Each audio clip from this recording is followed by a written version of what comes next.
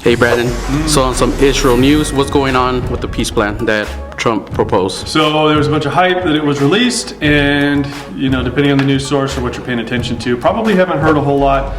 It's still moving. There was an article that was released by the Times of Israel about the fact that the U.S. and Israel have gotten together and they're actually officially mapping out the boundary lines for what they're proposing in that peace plan. We know that Palestine's not involved in that, but that's kind of a significant move forward because that's no longer just in talks, right? We can see that this is a treaty that's being moved forward, that's being supported by many nations, and now they're actually putting action into it by going through and putting the boundaries together, and they're looking at distinguishing, what the area of Israel should be, what they're going to have, like with the Golan Heights, and as well with where Palestine will be allowed to reside. Now, that's not to say that this is the agreement. That's not a sign that this is the one that the Bible talks about, but this is carrying some activity with it that we should be paying attention to as Christians, because things can happen as a result of this peace treaty that could be biblical, right? So keep your eyes peeled. This is obviously just another update, just another step in it, just to stay informed with what's going on. But we should keep our eyes on this deal,